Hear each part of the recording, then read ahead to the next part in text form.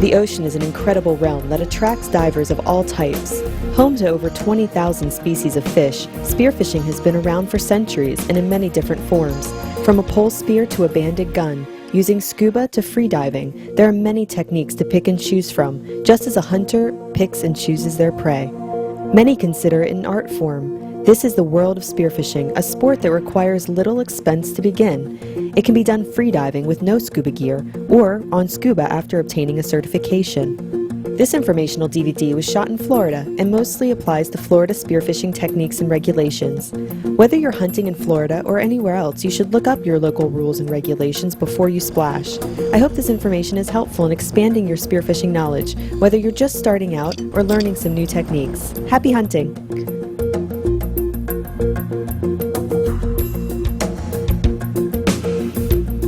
It's sort of the ultimate form of hunting, in my opinion, because even though land hunting can be quite exciting, the aspect of getting in the water and the dangers, the inherent dangers of being in the water versus being on land in the forest is much greater in the water. When you get out of the boat and go underwater, you take on an extreme risk doing so. And when you combine that with the hunting aspect of spearfishing, with actually spearing fish and having something to eat at the end of the day, and it's just really almost the ultimate form of hunting, you know. And so for that reason, I think it attracts. It's a natural progression for scuba divers, people to go get certified. They hear about spearfishing, and for whatever reason, and they go, you know what, I want to give that a whirl. And once they do it, they find out they're just addicted to it. For us, it was combining hunting and fishing. It's a whole different world down there. Even if you don't get to shoot fish, you're always going to see something interesting. Every rock pile, every ledge, every wreck, it's always entertaining.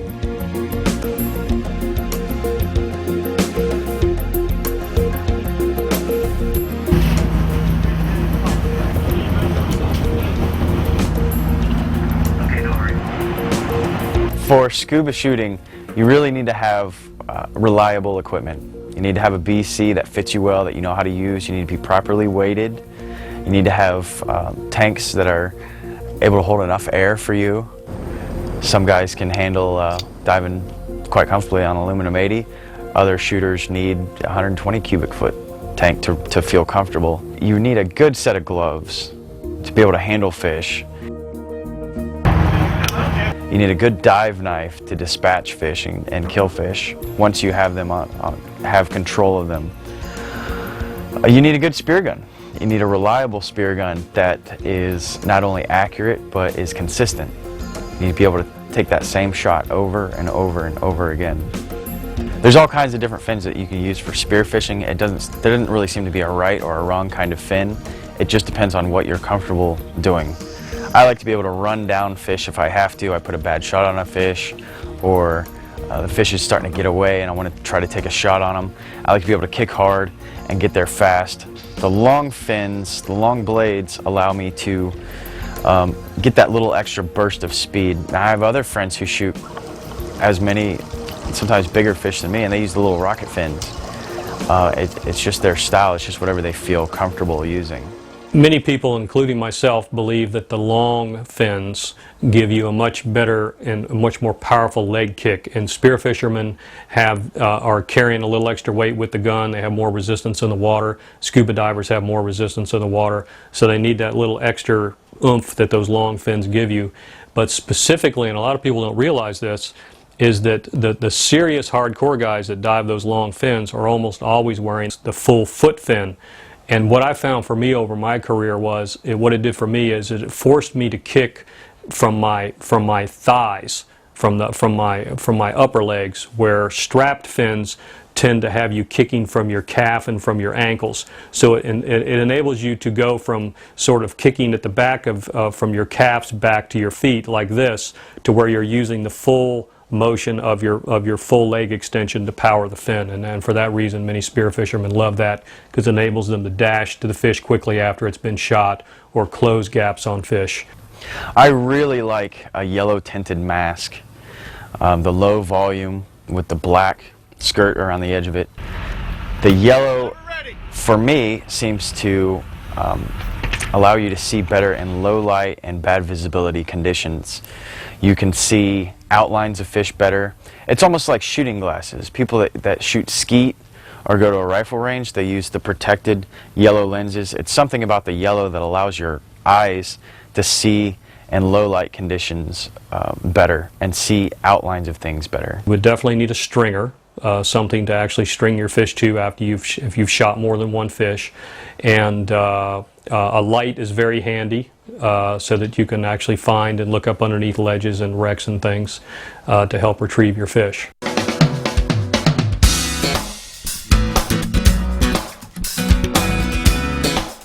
Well, it kind of mostly depends on the area where you're going to dive. You need to find out as much as you can from the locals, from the local dive stores or the charter captains, maybe even go out on a couple of charter boats in your area to find out exactly what the bottom looks like, what your typical visibility is, find out what the other people who are successful in your area are shooting, and then ultimately decide if you're going to be a scuba diver or a free diver, because those are two completely different guns. So that's the quickest differentiation right there. And then you need to figure out, once you know what the visibility is, you need to know how far you would typically need to shoot, because the length or the distance that a gun will shoot is predicated on the actual length of the gun. You can't take a small gun and throw lots of power on it and make it shoot as far as a gun would with only one band that's maybe 2 sizes longer in length. So for instance, a 48 gun might shoot 12 or 15 feet effectively, where a little 24 or 36 gun might only have an effective range of 2 or 3 feet. And no matter how much power you put on that little 24 or 36 gun, it's never going to shoot as far as a longer gun. So that's the typical, most common mistake first time and even second time spear gun buyers make, is they will buy a gun that is too short for where they're ultimately going to end up doing the majority of their diving. And so the way you avoid making that mistake is you do your homework first, obviously, but you also need to keep in mind, if you want to buy one spear gun that's likely to last you more than a year or two, is you need to get the longest gun you can shoot for the conditions that you're going to be diving in, and buy a long gun. Many people, when they make the mistake of buying too short of a gun, they buy a short gun because they think it's safe. They think that, well, this little bitty gun, I can surely handle it, I can surely load it. But in actuality, a longer gun, if it's properly banded, is actually easier to load than a shorter gun. On a longer gun, for instance, you have a 28 or 24, 26, 28-inch band, the half of that distance is 12 or 14 inches. And of course, latex tubing is very spongy and supple and soft. Well, when you cut a piece of latex down to where the side of the band, half the band, is only 4 or 5 inches, it gets very torquey and very difficult to actually stretch the tubing. So the longer tubing is more supple and stretchy and spongy, and therefore it's actually easier to actually pull a longer band back than it is to pull a shorter band back.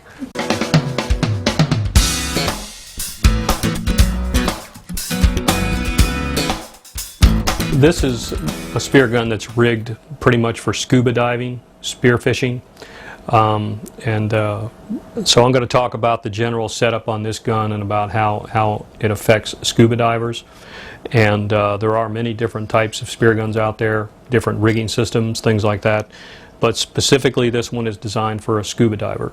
And so when you go out to look for a spear gun, and you finally decided on the length of the gun that you need, these are a few of the features that we build into our spear gun.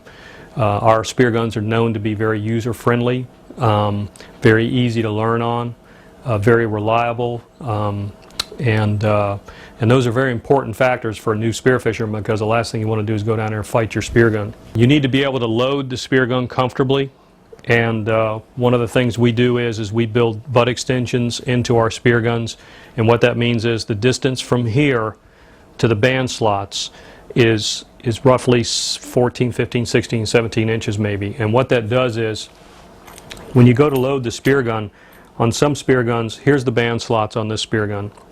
On some spear guns you might see there's very little buttstock or no buttstock. And in that case, if there was no buttstock, these band slots right here would be all the way down here. So typically what would happen sometimes is the user would have to come up and chest load the gun. And that creates issues because it's very difficult to reach the bands to load the gun. So by making the butt extension the correct length, by moving these band slots up here, it makes these spear guns much easier to load, because what happens is when you go to load the spear gun and you grab the band, when your elbow comes down and hits your chest right here, and I'm still 3 or 4 or 5 or 6 inches away from the band slots, my elbows have no choice but to go out. And once my elbows go out, I've lost my leverage and my pull advantage of my bicep on pulling the band back. So what this does for me is I'm going to reach up here and grab the band, and as you can see, the band slot is right here. So keep an eye on my elbows, because you'll notice that once my elbows hit my chest, that's exactly when that band landed in that band slot. Now, I'm not letting go of that because you don't ever load a spear gun out of water. This is just for demonstration purposes. So that's key, because if you notice, I didn't have to do this rapid, jerking motion to load my spear gun. And down the road, as a hunter, you're going to want to learn how bad those types of motions can be. So in effect, what we've done is by setting up the spear gun correctly, we've started to actually start you down the road of proper stalking technique by simply being able to load the spear gun softly and comfortably like this. Now, if you noticed, I grabbed the bottom band of the gun and I pulled it back, and I'm dropping it in the front slot. And then I'm going to grab the second band and pull it over top of that band and put it in the back slot. And this is important because if you were to load this band first, for instance, it would actually block this band. Or if you took this band and pulled it to the back slot, it would fold forward and block the front slot. So it's very important that you stack load the bands in order to be able to comfortably load the spear gun. So of course what you do is you put the gun on safety to start the loading sequence. You put the gun on safety. You put the gun up on your hip. If you're right-handed, you might put it on this side. I'm left-handed, so I do it on my left side. I'm going to reach up and load the bands in the proper sequence. When I locate my target, I'm going to rotate the gun to fire, the safety from safe to fire, and pull the trigger.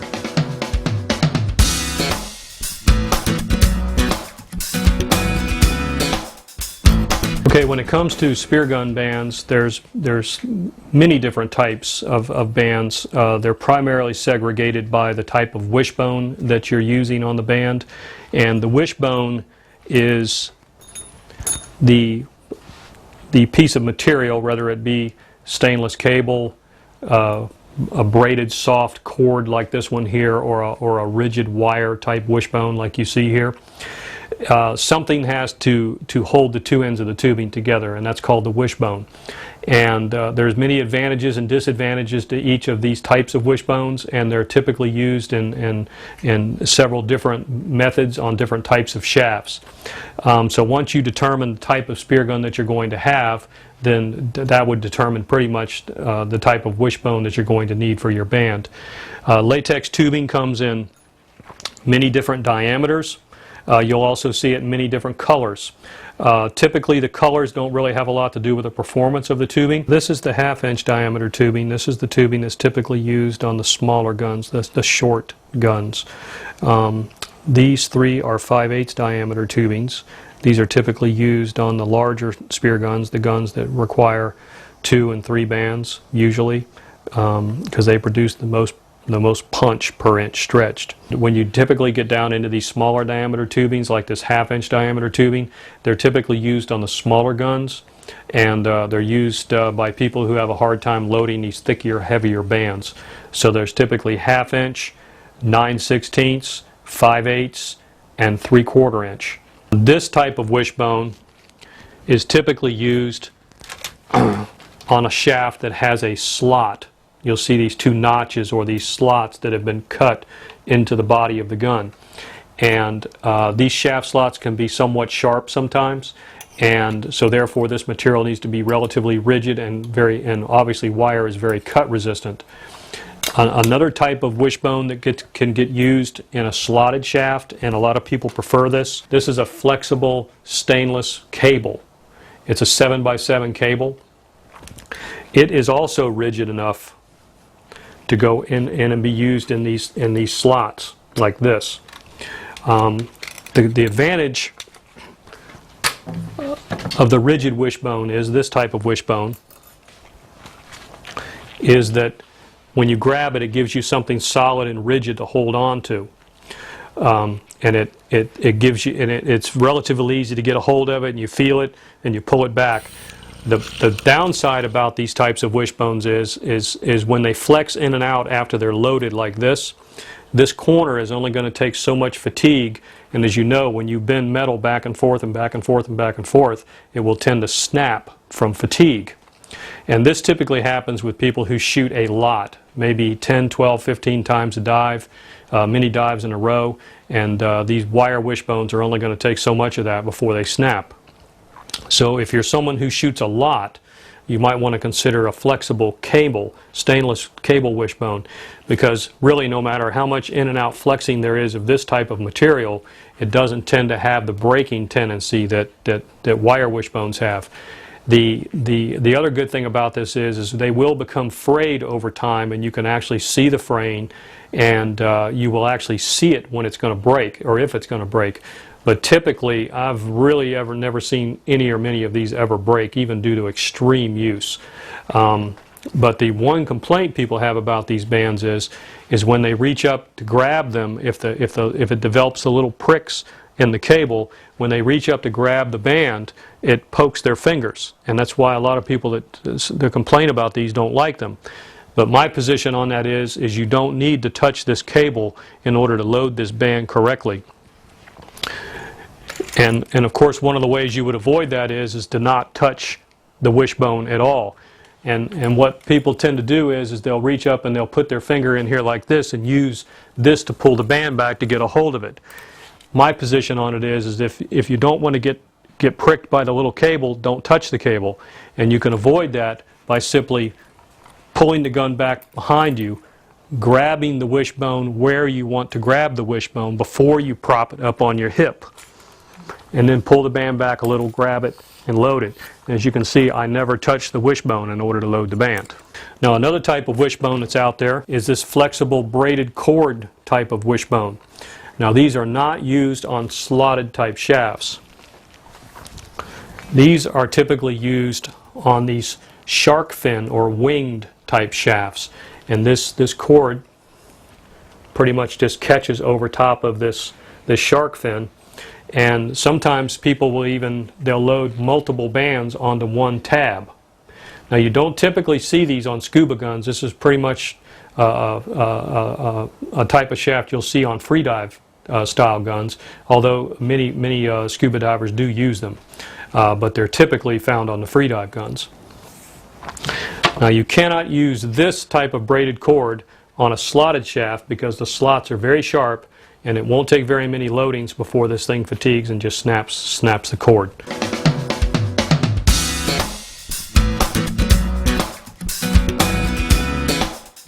What is really bad for spear gun bands is heat, sunlight, humidity, and just in general air.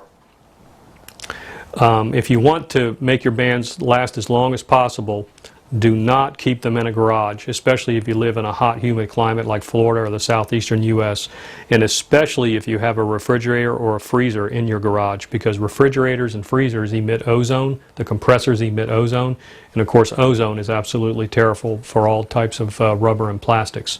The best thing to do is to bring your gun home, rinse it with fresh water thoroughly, wipe the bands down with an Armor All type protectant or a spray silicone type protectant.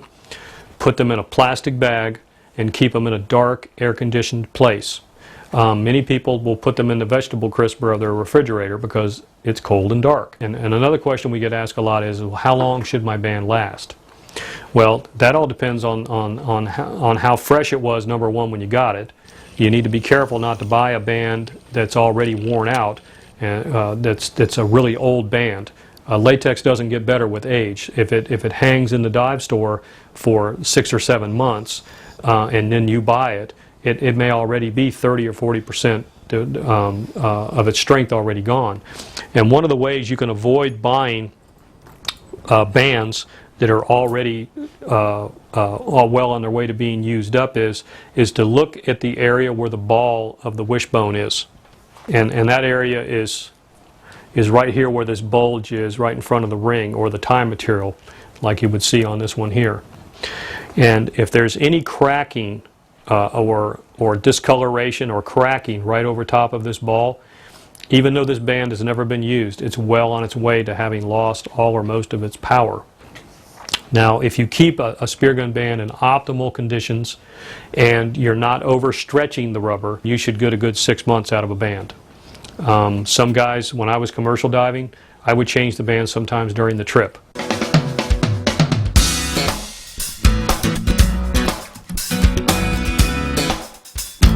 Well, there's many different types of tips. I'll start by showing you the most common type of tip. This is called a rock point spinner tip, and the rock point is, it has this long tapered point and it comes to like a pencil point, and they call it a rock point because it's very good at going down and hitting against the rocks and hitting against hard objects and holding its own pretty good.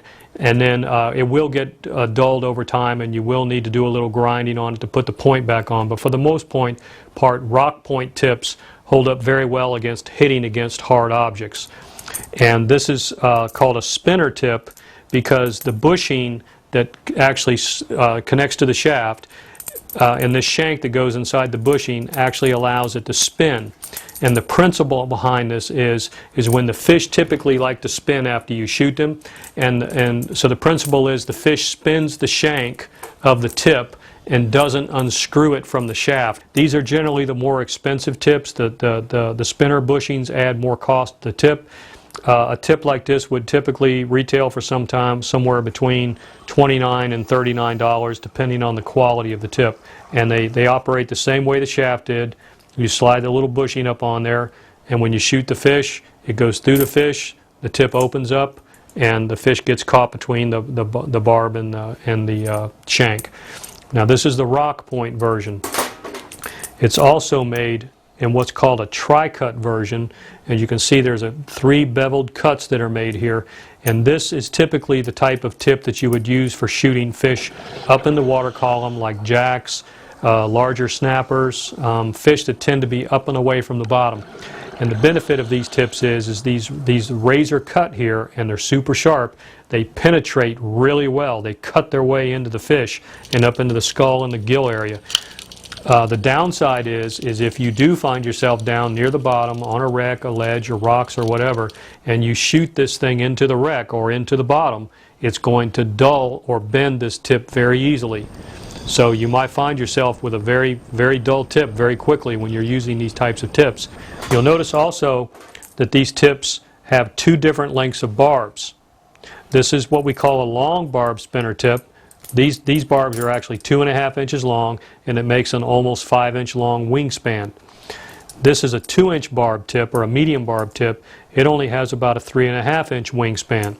Now the benefit of a large wingspan is once it goes through the fish, it gives you a nice large broad contact area to actually hang on to the fish. And this is assuming that you've hit the fish in a good solid area to hang on. If you've hit it in the belly or you've hit it up in the shoulder where the meat is nice and soft, you would want to have as much wing area as possible to have the greatest possibility of hanging on to the fish. The downside to the longer barbs is it has to pass that much further through the fish in order to get the barb to open. So for instance, this is a 2.5-inch barb tip, and it has about 1.5 inches setback. So you have 2.5 inches and another 1.5 inches. That's 4 inches. So this tip has to travel 4 inches through the fish before it will knock the collar off and actually open against the back of the fish. A tip with a shorter barb, and some are even shorter than these just happen to be 2-inch. As you can see, we have 1.5 inches setback and 2-inch. This tip only has to travel 3.5 inches before the barbs open. So it has to do, typically on smaller guns, you'll find the tips that have the shorter barbs because they have the less punch through power. On the longer guns, you'll typically find the longer barbs. But you can use these shorter barbs on the bigger guns, and some people actually prefer them for just that reason. They don't have to go through quite so far to get the barbs to open. And again, these are all spinner tips. These are the ones where the barbs actually, the shank actually spins. Now you'll also find there are what we call fixed tips. And what that means is the barbs don't spin. There is no spin action to the tip. This is a one continuous solid shank of steel. The barbs and everything have been built directly onto the steel, and they're very, very sleek in their design, very low profile. So if you want a low profile tip, typically, again, usually found on shorter guns, because shorter guns don't have the distance and the power that the longer guns have, these are a very good choice. And again, these will usually come in either rock point or tri-cut.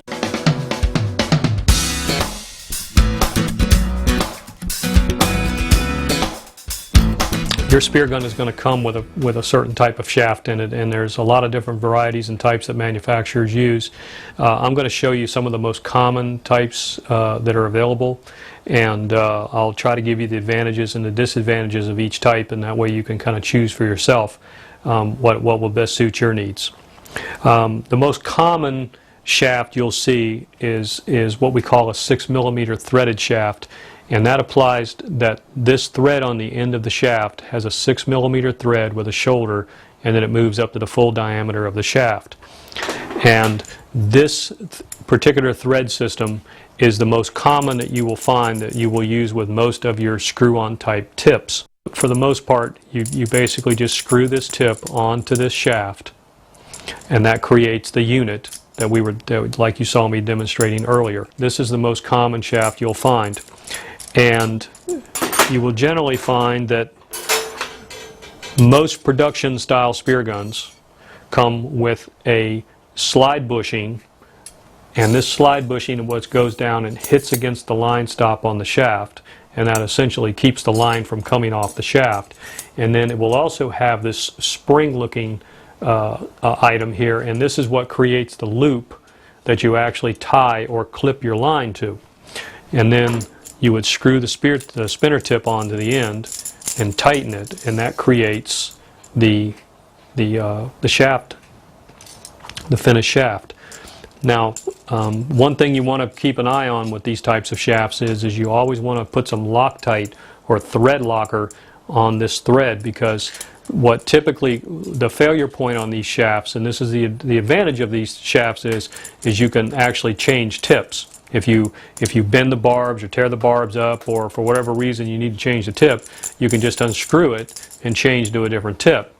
The downside is, and what frequently happens to new divers, is they'll get a spear gun, they'll fail to tighten these down, they'll go out, they'll shoot their first few fish, and fish typically like to spin when you shoot them, and that will sometimes unthread the spear tip, and before you know it, you've shot a fish, and there goes the fish, and there goes your spear tip, and you're left with this down on the bottom. So you do need to make sure that you keep these tight, and that is the one failure point that you need to keep a close eye on with this type of shaft system. Now, the alternative to that shaft is what's called a hybrid line shaft, and this is a shaft that we actually introduced to the market back in the early 1990s. And the difference is this tip system that you saw earlier is actually built directly onto the shaft now. The shaft is all one continuous piece of steel from front to back. And we've done a series of cuts and drill holes that enabled us to basically build this directly onto this. Now the distinct advantage of this shaft is you don't have the failure point of the tip potentially spinning off the shaft. And when the fish spins, the shaft just basically spins with him. There's nothing for him to remove from the shaft. And this is one of the reasons why we put these shafts on our guns as a stock item, because we feel like they're a great shaft for people to learn on, because it's pretty much failure safe. It's pretty much fail safe. It operates just like a regular spinner tip would. When you shoot the fish, it passes through the fish hits the collar, knocks the collar off, the fish flops around, the fish swims forward, and the two barbs catch him just like that, and that's what prevents him from coming off the shaft. And when you're ready to take the fish off the shaft, you simply close the barbs, push the collar up on, pull the fish off the shaft. Now this particular shaft comes with a 5/16 threaded point. The thread is on here because some people like to screw a power head on. without having to remove the tip. For instance, this tip has a tapered rock point. This is great for penetrating. It digs in good and penetrates really well, but you cannot screw anything onto it without first removing the tip.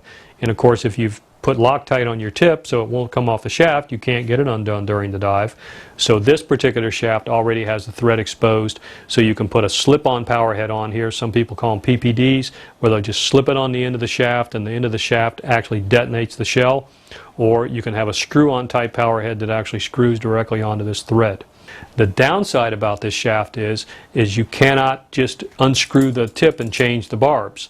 If these barbs were to come bent or not working correctly for any reason, you would need to either change to a different shaft or repair the shaft when you get home. So it's really kind of a trade-off. Typically, if you're going to dive this type of shaft, you're going to dive with multiple shafts. You'll have 2 or 3 or 4 shafts that you'll have with you during the day, so that if you bend or break or mutilate one of these shafts, you just take it off the gun, take another shaft out of your bag, throw it in the gun, and you're right back in business, and you make the repair at home. If you're using this type of shaft with the screw-on tip, obviously you have the ability to change the tip offshore, so you might only carry 2 of these shafts, but you might carry 2 or 3 replacement tips just in case you have to replace the tip. Again, they're both effective. You just kind of need to decide which one's best for you. And then we talked earlier about the different types of shafts that have, this type has the slot in the back. The advantage of this is they're less expensive than the winged type shafts because they're less labor intensive, number one, and that's why you'll typically see those on most production style spear guns. The cut obviously has to go halfway through the shaft material, and therefore the shaft gets a little bit vulnerable in the back here to breaking or bending. If a fish were to be swimming along with this shaft and this were to get wedged against a rock or a wreck and the fish were to put any real pressure on it, it could snap it right at the band slots.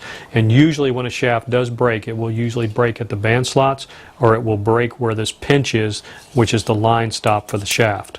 The other type of shaft we talked about is the winged type shaft or the shark fin type shaft. These are generally much more expensive than a slotted shaft because these all have to be welded and fitted into the shafts.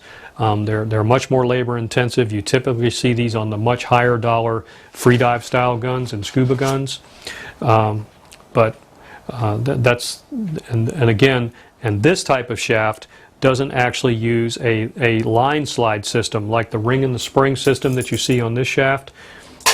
This shaft does not use that type of system. It eliminates that slide ring and spring. Some people feel that the slide ring and the spring puts excess drag on the shaft, and it's actually kind of noisy. So again, this is a big favorite of the freedivers because the freediver will actually take the line and attach the line directly to this front tab. The line runs along the shaft and comes out the muzzle, and then you would wrap the line on the gun like you typically would. So this type of line system actually gives you another half wrap of line that you wouldn't normally have on a scuba type gun. It gives you a little greater distance, and they're typically used on guns that are powered up a little bit more than standard production style 1 or 2 banded guns. These are typically used most often with 2 and usually almost always 3 bands. And again, it's a little bit more durable because it doesn't have the cut down through the back of the shaft, and it doesn't have the line pinch to stop the line. The other thing about spear shafts is they come in a variety of types, but the most common is this heat-tempered 17-4 spring stainless steel, and that's what this one is.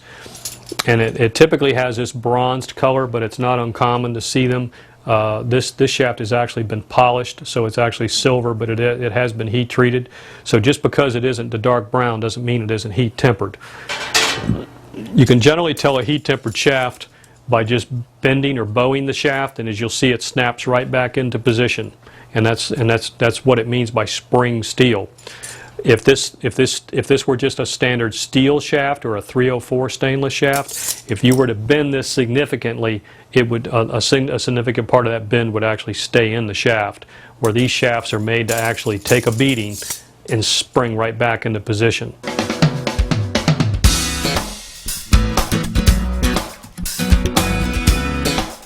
You don't want to use bent shafts or shafts that have a bad barb.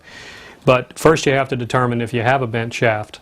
And one of the quickest ways to do that is just obviously pick the shaft up and sight down the shaft, and if it's a real bad bend, you'll actually be able to see the bend in the shaft. And remember, we talked that they typically like to bend right back here on the shaft slots. So the quickest way to determine if you think you got a bend but you want to know for sure, sometimes you can just roll your shaft on the gunnel of the boat. If it has a nice smooth straight gunnel, you can actually take your shaft and roll it like this on the gunnel, and it will at least show you for sure if it's bent. But the best way to check for a bent shaft is like on this little tool card here, there's two high points that are narrow, and so the shaft is sitting on two very narrow points, so that when the shaft rolls, it's only rolling on those 2 points. Now that versus landed on a flat countertop is, if your bend is anywhere through here and you lay it on a flat countertop, it's not going to give you a true idea about what the status of the shaft is. Now you can also use a dresser drawer or a kitchen drawer. If you pull the drawer out, the tops of the drawers are typically only about a ½ inch wide, and that's also a great place to simulate this and roll the shaft. What you want to do is you roll the shaft like that on the high points. Now as you can see, this shaft is moving perfectly straight. You're not seeing any wobble at all down here on the barb end or on the slotted end, and you're not seeing any up on this end, up on the pointed end of the shaft. In my opinion, this shaft here is really straight. Now let me show you one where it's not straight. Can you see that wobble? It's not uncommon for them to get bent. Sometimes you might come up and there'll be, your shaft will look like this. And they can actually be bent back into position by just reversing. If, let's say the bend is down like this, if you were to put the shaft down and bow it back like that with your hand right in the center of the bend, you can actually bend them back to where they're fairly straight.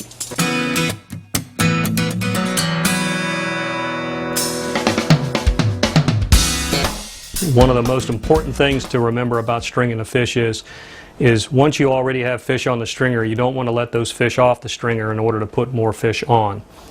And you also want to make getting the fish on the stringer as easy as possible.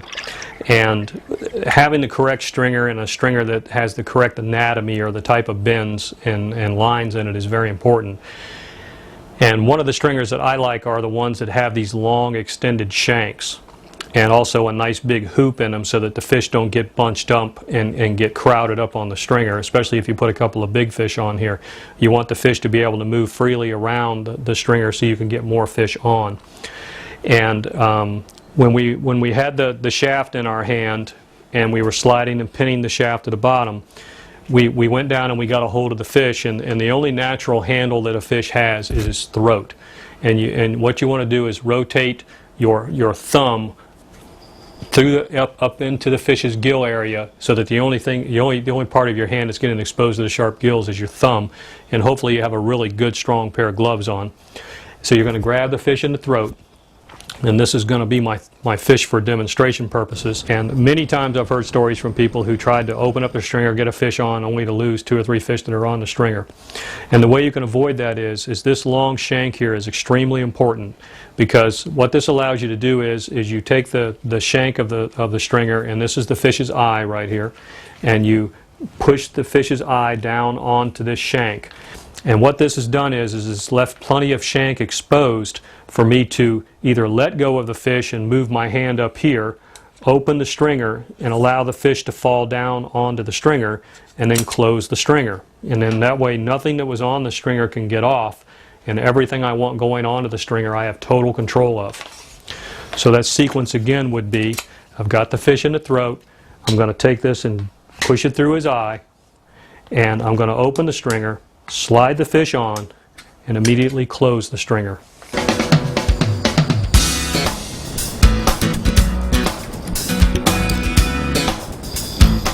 If you do choose to connect the stringer to yourself, this is the system that I used. This is a large asymmetric carabiner with a swivel, and if you notice this swivels freely, as you can see. And this is very important because when you're swimming through the water with fish, they tend to want to helicopter or spin themselves.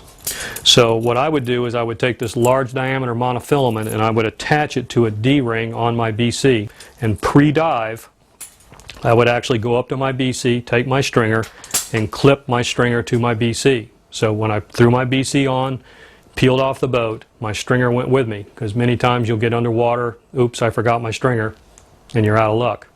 So the benefit of this is this, the swivel allows me to rotate the stringer freely so I can get it around to get the fish started on.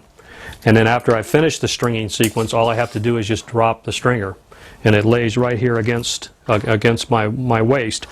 And these are big, heavy-duty stringers, because somewhere down the road you might get really good at spearfishing and you might end up with 2 or 3 big fish on here, and you don't want these stringers deflecting and opening up accidentally and losing your fish. And there are some fairly significant features to these stringers, because you can see there's an offset in these, and what this offset does, it helps to keep the stringers closed. So if they get bumped, they don't tend to knock themselves open easily. Also, the long shanks, when you do put a big heavy fish on and somebody lifts it like this, they don't tend to, this won't slide up and come off the top of the shank. You'll see some of these stringers that have little tiny short shanks protruding above the catch. The problem with those is, if you do put a big load on them, they can pop open. And number 2, you have to actually open the stringer to start the loading sequence. And that's bad, because if you were to open the stringer and you had a hold of a fish and you go to string him, and as soon as he feels that point, he bucks. The fish bolts, you let go of the fish and drop the fish, you automatically have a tendency to drop your stringer to grab the fish, and all of the fish that were on the stringer came off. But you don't have to lose very many fish before you realize I should have invested in a really good stringer. Usually they're made out of smaller diameter gauge wire. They're made to meet a price point. So this is one of the things you want to be very careful of, about making sure that you spend good money for a good piece of equipment. It doesn't do much good to buy a cheap stringer, shoot a trophy fish, and only to lose it because your stringer failed. But typically the stringer types are just like I said, they're a smaller stringer, they're generally more slender, they'll generally have little or no shank above here, they're made out of smaller gauge wire, they're generally designed for smaller fish. But there's no harm, no foul in having a good, sturdy, heavy-duty stringer, because you can put 1 or 2 small fish on here, or you can put 4 or 5 big fish on here. It doesn't matter.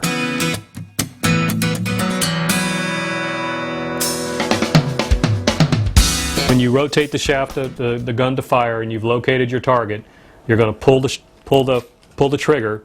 The line system is going to shoot off the line drop, which was right here. The shaft is going to travel forward out of the gun and hopefully hit the fish. And that would be what would happen as soon as you pulled the trigger. Now it's time, let's assume you've hit the fish, and now it's time to go get the fish. And what I like to teach people early on, is especially new spear fishermen, is to learn how to shoulder your gun between shots versus just letting the gun go and letting it float up above you or trail far behind you if the gun happens to actually sink. And one of the reasons for that is if it drags behind you, it'll get hung on things, and if you get used to letting it go, it's obviously going to float away. But later on, if you decide to become a free shafter where you have no line attached to your shaft, and if you end up getting all your shafts out of your gun and you're used to letting go of your gun's going to float to the surface, and that's how many people lose spear guns. So if you get into the habit early on of shouldering your gun right after you shoot, so I would take the shot, I'd immediately run my arm through the bands, and then I'm going to pull myself down the line, or I'm going to swim myself to the fish, whichever, depending on the type of fish that I've shot. And I'm going to pull myself up to the back of the shaft.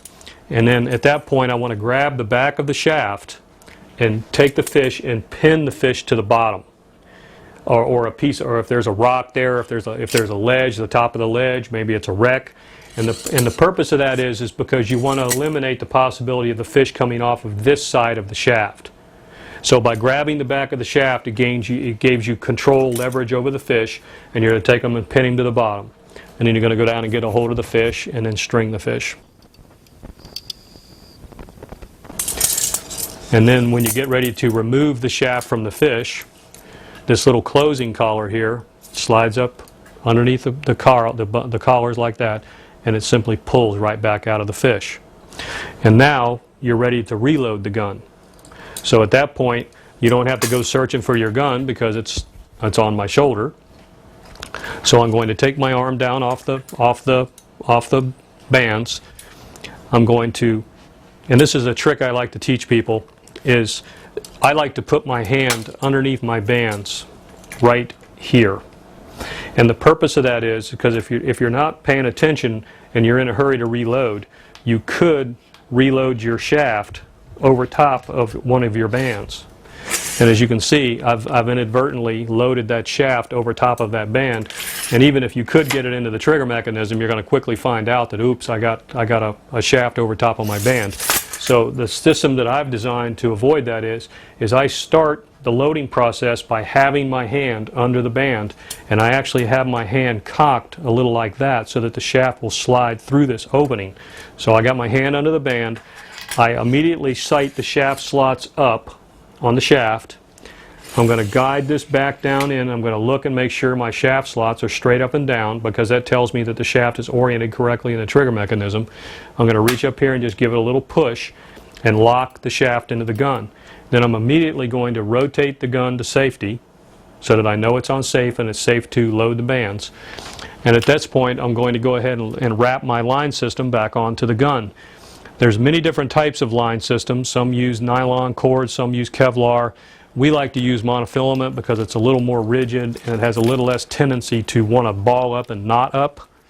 And on this particular gun, it has a line system called a speed load line system, where on most nylon cord type systems that would have a little rubber shock or a bungee cord here, you would normally take the line and wrap the line one wrap at a time.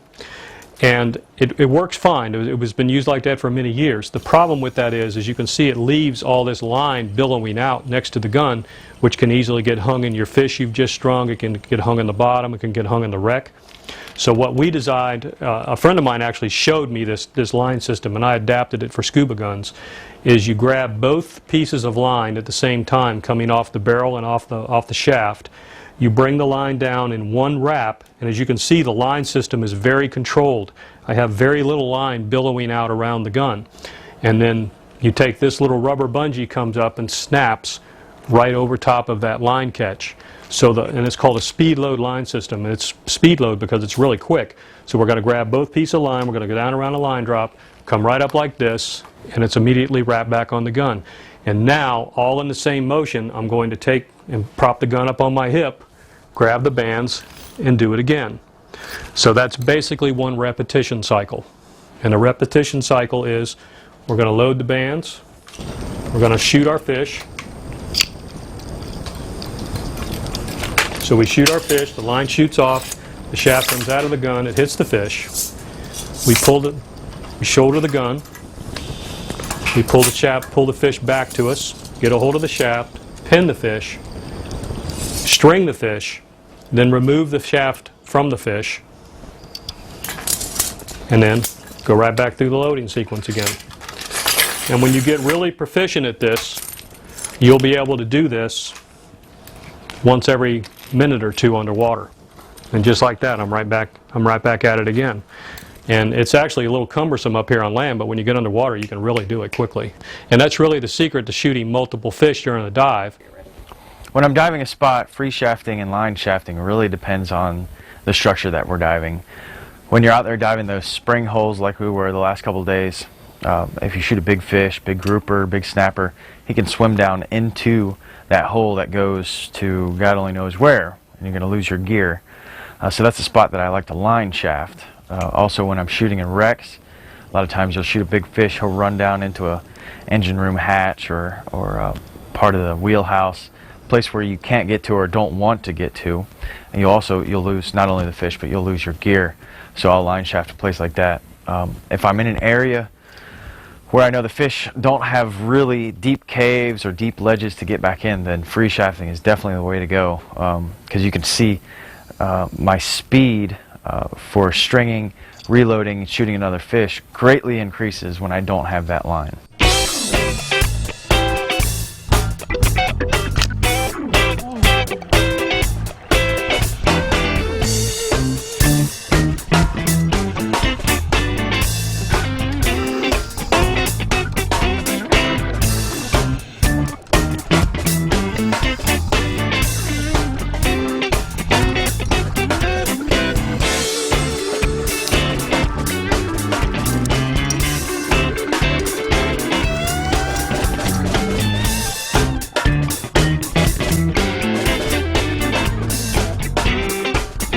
Well, there's several benefits to having a spare shaft because, number one, it gives you more arrows. You know, you sometimes if you shoot a fish, he's bucking, maybe you didn't hit him real good, maybe he's actually shook the shaft, and you feel it necessary to gain control of the shaft, the fish easier. The easiest thing to do is just shoot it again.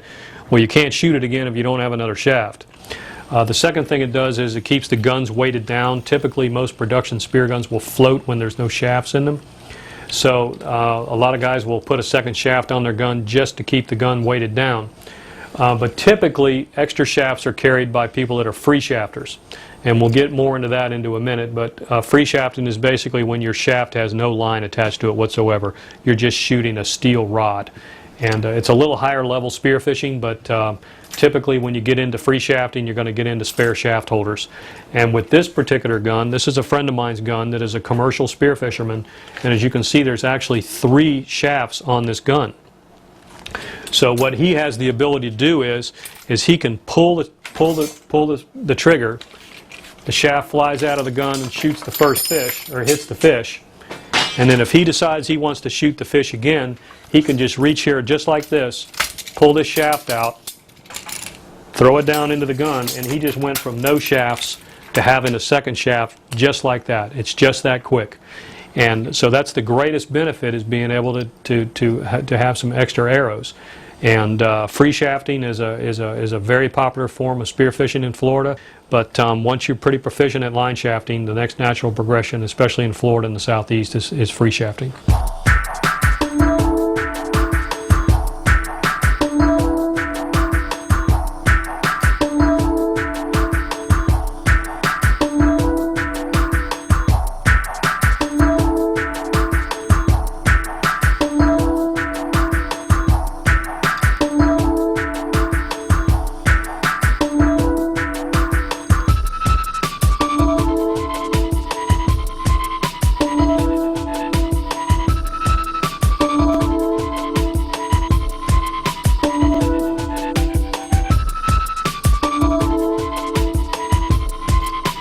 Well, there's definitely the potential of losing a free shaft. You know, sometimes you'll have a big fish swim away with your shaft, or he'll disappear into a cave that you didn't know the ledge went back that far.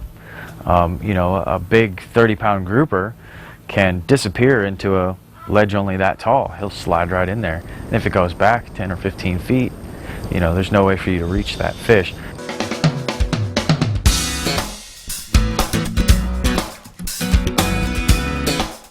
First of all, you never, ever, ever load a spear gun out of the water or in the boat. You will hear stories from people sometimes telling you that they do it. I think it's a very, very bad idea. It's just a recipe for disaster, especially for new spearfishermen, for any spearfisherman that matter. I recommend you do not do it, period. So if you don't load the spear gun on the boat, you really don't need to worry too much about that end of it. Now, let's say you're getting ready to peel off the boat and you're getting ready to go down.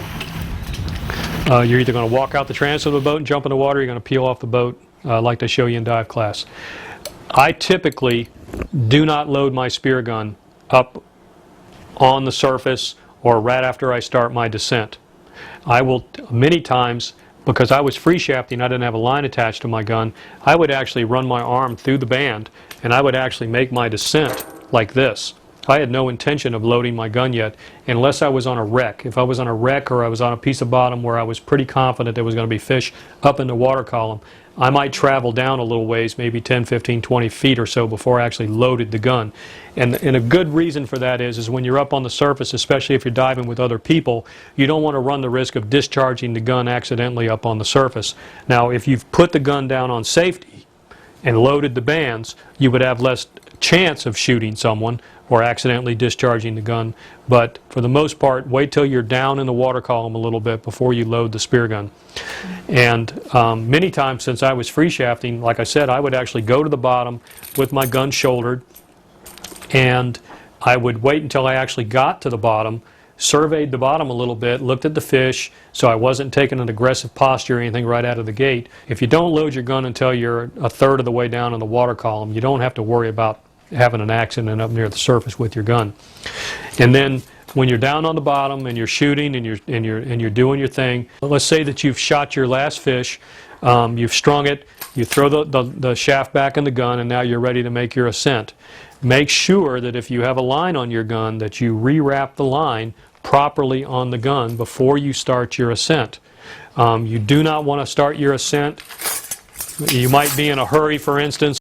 I got to get out of here, and all of a sudden your tendency is to do this, and you grab your gun and your shaft and everything and take off toward the surface. Well, taking care of this mid-water can be problematic, especially for a new spear fisherman. But if you do find yourself in that situation, you want to be very careful in doing this. Obviously, mid-water, it can be done, but try to take care of it down on the bottom before you actually leave the bottom, because you don't want to have an tangling problem with the line getting tangled in your fish, for instance. They might get tangled in your stringer, and it's difficult to deal with that mid-water. Try to make sure your shaft and your gun is completely secure before you leave the bottom.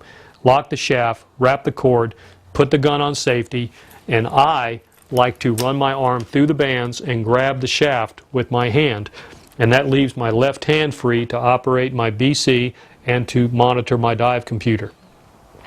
And this is exactly the way I would make my ascent on every single dive, because again, I had a free shaft in my gun, and if I was carrying my gun like this, or carrying my gun with it pointed downward, if I inadvertently didn't lock the shaft in correctly, or if I accidentally hit the trigger and it wasn't on safety, the shaft would actually fly out of the gun. It wouldn't shoot, but it would fall out of the gun and I'd lose the shaft. So by running my arm through the bands and holding the shaft, I guarantee that I'm not going to just inadvertently let go of my gun and drop my gun to the bottom. I would actually, in order for me to lose or drop my gun during my ascent, I would actually have to have this come down off of my arm. And that would be very difficult to do. So run it up in there, put your hand on the shaft, and make your ascent. You never leave the bottom with a loaded gun. Sometimes you can break that rule if you're on a wreck where you anticipate maybe some jacks or something would come in. Now, if you're down on the bottom, your bands are loaded, and you're ready to start your ascent, and you can either do one of two things. You can reach up and manually unload the bands, or you can just point the gun outward into the sand and shoot the shaft into the soft sand. Once I'm ready to go on a dive, I'll be standing by either at the stern of the boat or the side of the boat, depending on which boat we're on. A lot of times I like to just roll over the back. We always roll into the water unloaded. There's really no reason to have a loaded spear gun on board a vessel or above the water. As soon as I get in the water, I like to make sure that I'm headed towards the bottom, and then once I'm headed that direction, I'll load both bands and be ready, because you never know. Once you get to the bottom, there might be that big trophy fish, you know, a big black grouper, a big gag grouper, and those fish tend to be a little more skittish than the average size fish. So let's assume that you've shot a couple of fish. You're all proud of yourself. Typically groupers have a big air bladder in them. Amberjacks tend to have a good size air bladder in them. Even if you have 3 or 4 small fish like mangoes or small snappers, all fish have bladders, have air bladders in them. And when you make your ascent, it's just like they taught you in dive school, those air bladders will blow up just like a balloon. And remember, we talked earlier about buoyancy control and needing to be 4 or 5 pounds negative. Well, another reason you need a knife when you're diving is when you're making your ascent and you have your fisher on your stringer, and all of a sudden you get up around 40, maybe 40, 35 feet, and quite a few of those fish have gone tail up on your stringer, and all of a sudden you find yourself being lifted in the water column. It can sometimes scare you because you're letting air out of your BC, yet you don't understand why you're being drugged to the surface by something.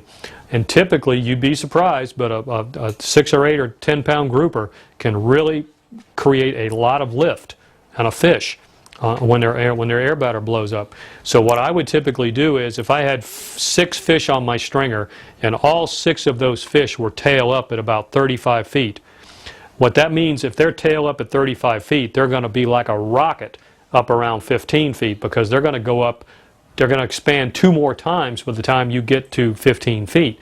So what I used to do is I would take out my knife and I would puncture the bellies of 3 of the 6 fish, so that 3 of the fish went tail down and 3 of the fish are tail up, and they basically neutralize themselves so that they're not dragging me and they're not sinking me.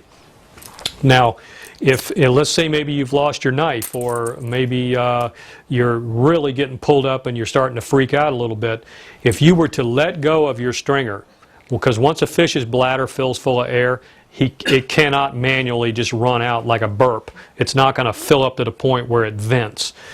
Typically, once they fill up, they're going to keep on filling up and keep on going. You can just let go of your stringer, and the stringer of fish will float to the surface. Far better to let go of the stringer and let it float to the surface than it is to have it drag you to the surface in an uncontrolled ascent. So keep that in mind. Always be ready and able and willing to let go of that stringer if you cannot puncture the bellies on a few of the fish and neutralize the lift.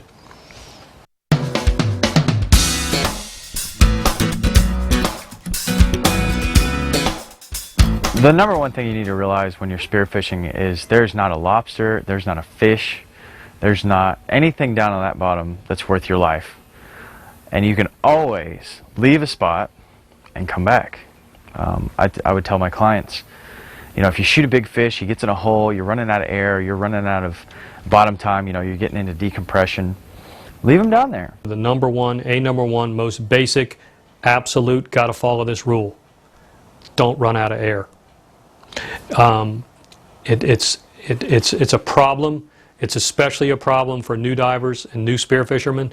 New divers tend to get carried away with what's going on underwater anyway, and then when you add the added distraction of spearfishing to it, it really can add up to be a recipe for disaster. So there's some good basic rules to follow, and I'll give you one of them that's worked really well for me over the years, and that is the 1,000-pound rule.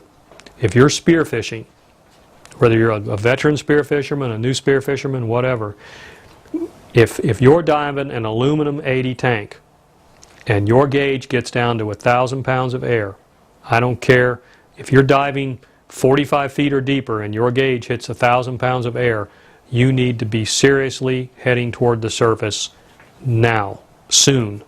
And the rule is, a good rule of thumb is if you leave the bottom with 1,000 pounds of air, that gives you 500 pounds of air to get to the surface, make a reasonably comfortable ascent in 45, 50, 60 feet, which is typically where most of you new spearfishermen are going to be diving.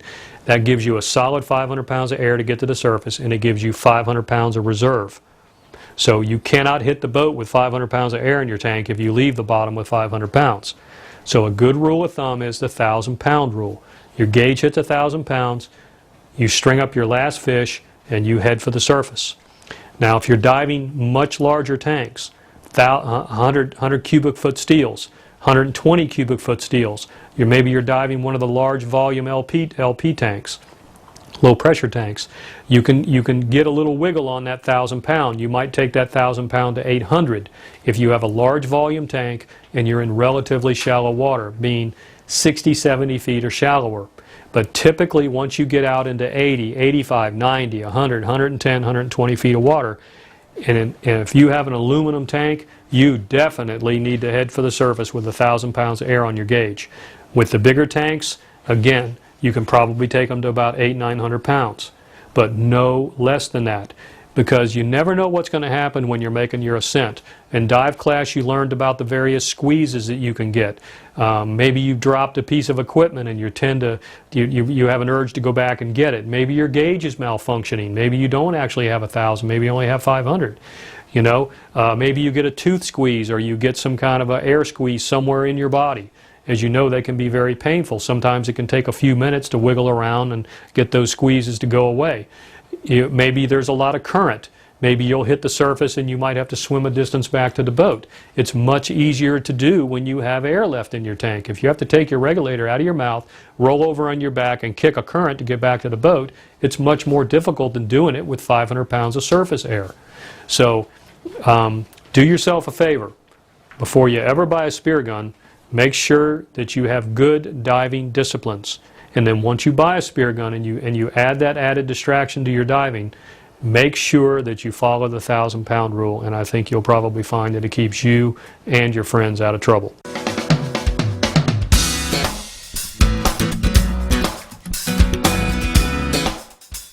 There are many wonderful locations for lobstering and spearfishing, but before you splash, make sure you know the rules and regulations in the area that you'll be hunting. Become familiar with species of fish that you'll be shooting and their size limits. Laws are intended to assure marine life will be around for generations to come. Yeah, you have to be very careful when you're offshore on what the rules and regulations are for that particular time of the year. We have so many closures and openings now that you really need to do your homework before you go out on the water. One of the best things to do is go to myfwc.com. If you're in the state of Florida, go to the Florida Wildlife Commission's website and find out the rules and regulations. If you're at a boat ramp and you think you know the rules and regulations, you think you're up to date, and you see a Marine Patrol officer, walk up to them, hey, you know, red snapper, what's going on with red snapper right now? Am I allowed to keep red snapper? How many am I allowed to keep? What's the size limit? Reinforce that with someone. Have them show you in writing. Don't just take it for granted that they know it off the top of their head. Because some of these guys have newly transferred in from, you know, another state or something, and they're just, you know, trying to do their best job, and they think mangrove snapper, red snapper, they can't remember exactly. Have them pull out the rules and regulations. Have them show it to you. Look at what is today. Okay, yes, red snapper does open today. So find your local wildlife commission, you know, whether you're shooting in Georgia or North Carolina or wherever you're at.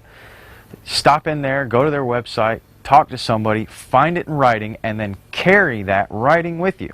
So if you get stopped and you're offshore and he goes, well, those are red snapper, they're out of season, you can go, nope, here's the rules and regulations, they're up to date, see, they expire, you know, next year. This says right here, I'm allowed to keep these.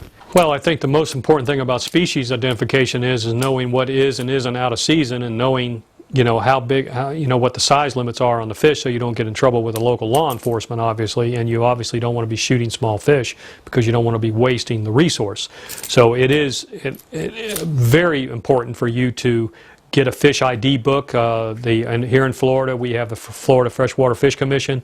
They publish a species book. You can go to any Florida Marine Patrol office and pick it up, and it has all the different species in there. It has good color photos of them.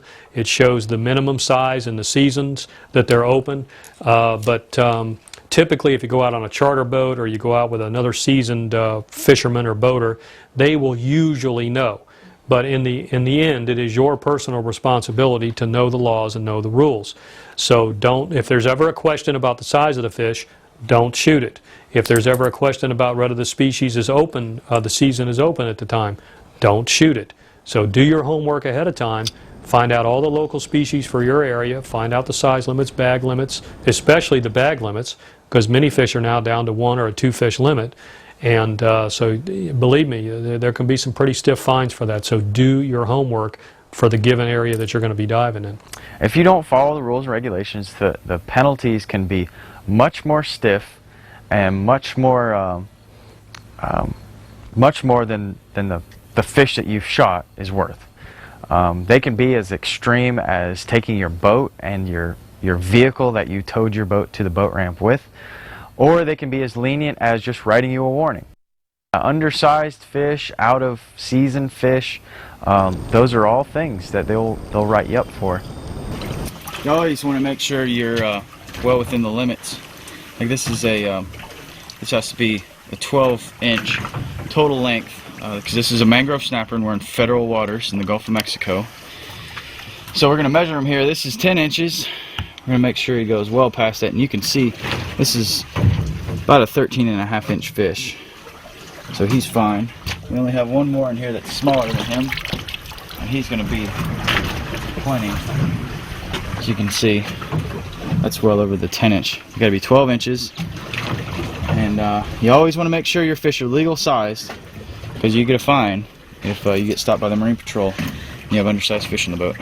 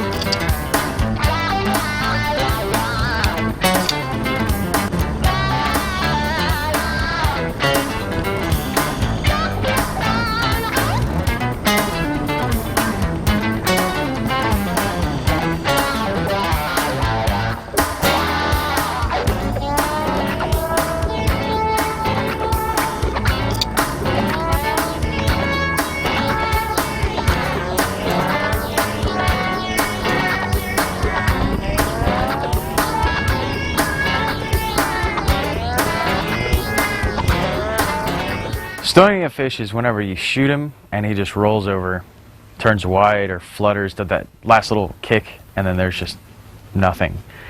And that's probably one of the most rewarding shots when you're free shafting, even line shafting. Man, it's nice to stone a fish, but when you're free shafting a fish and you line up on that fish and you pull the trigger and he just rolls over and doesn't do anything else, that's probably one of the most satisfying things you could do as a free shafting spear fisherman. Whether it's a 12-inch mango or a 20-pound gag grouper, I get about the same satisfaction with that fish just rolling over dead. There's a couple places you can shoot a fish to stone them. You don't necessarily have to hit them perfectly in the brain. Anywhere along the spinal cord, the spinal column there, the vertebrae. I've taken snapshots on big black groupers in the Keys that are really, starting to take that last run. They're getting out of range. Whack, I take a shot. I hit one time, just windowed it right through the middle of the body. But as soon as I hit him, I hit that vertebrae, and he just sat there, and he couldn't go anywhere. Ideally, that's not the best shot because you're messing up the meat. But anywhere, what I like to call the ear of the fish, if you see the fish, the eyeball and the gill, if you almost envision where if a fish were to have ears right above that little that gill there, that area, there's almost like a soft spot, like a temple. You can feel it on the fish. Anywhere in there, whether it be a 45-degree angle or a 90-degree angle, that fish is going to roll over every time. He might twitch a few times, but that's going to be it. You can see right there, that's lights out every time. That's what you're aiming for. Nice Gulf of Mexico gag grouper. Real healthy, good looking fish. Well, I guess not so much now. He kind of looks dead. Proper shot placement, improper shot placement. He got shot in the rear end. That's a good shot right there. Solid shot. See where it came through. Right through there. Mess up all that meat that's in there.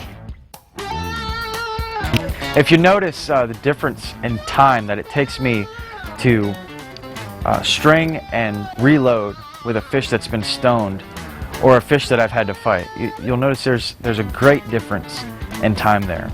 If you stone cold roll a fish, all you got to do is swim over and pick him up. The worst thing that you're going to have to deal with sometimes is the shaft stuck in his noggin really hard, so you're going to have to kind of work to get the shaft out of him. But if you're having to put a second shot into a fish, or chase a fish around a reef, or dig him out of a hole, and then grab him and pull your knife out and kill him, that takes 3, 4, 5, 6 times the amount of time than it does to just take that one good shot and pull the trigger. And that's really the difference between a good spear fisherman and a great spear fisherman, is shot placement. Taking the time, knowing where that shot is, and pulling the trigger.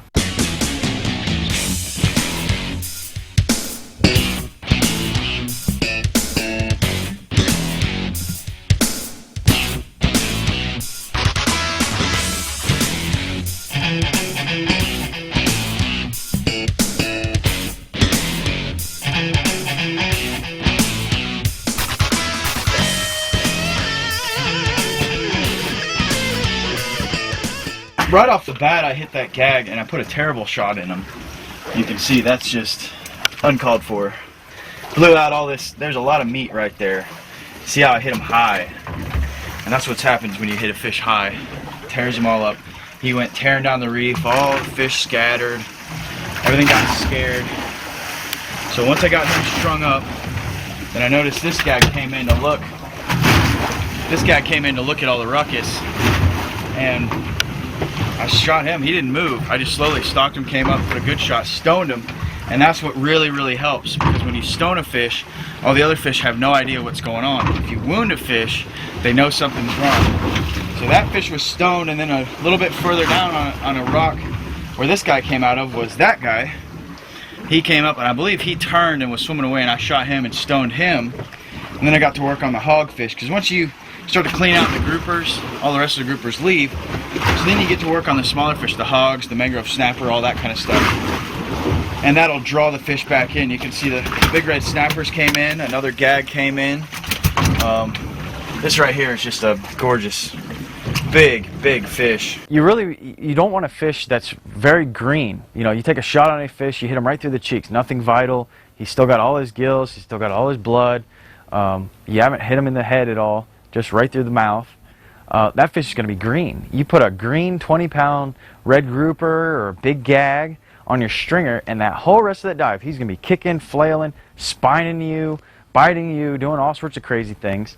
And all you had to do was take your knife and stab him, and it'd be done and over with. Now, I have guys that refuse to put live fish on their stringers just because they're concerned with sharks. You know, you have a fish that's flailing around, doing all the things that sharks get excited about, right next to your leg. And that's the last thing you want. You don't want a fish attracting device next to your thigh. So go ahead and dispatch that fish. Get it over with. It's easier to handle. It's not, you know, some people have long stringers with long clips on them. Fish is going to get wrapped all around them. It's just going to cause problems. Go ahead, take the extra 10 seconds, stab the fish, get him killed, and then you can start concentrating on other things instead of worrying about what this fish is doing on your side. When you fillet a fish, you'll notice that the spinal cord and the vertebrae runs, you know, right through the very center of the fish. And you'll notice where the eyeball is, where it's running, where the gills are. That vertebrae runs right to the base of the spine, or the base of the brain of the fish. And when you're knifing a fish, you're trying to hit that area right there. You're not just going for the brain, you're kind of going for the base of the spine. And so I like to be a little bit behind the eyeballs at kind of a 45-degree angle and kind of down and in. And when you hit the sweet spot, that fish will make like a little kick. He'll open his mouth and do like a last little twitch. And when you've hit that, you know it exactly, because as soon as he does that little twitch, then it's limp. There's nothing, eyes are dilated, fish is dead. So you need to, you know, it's not stabbing, it's not tearing gills out.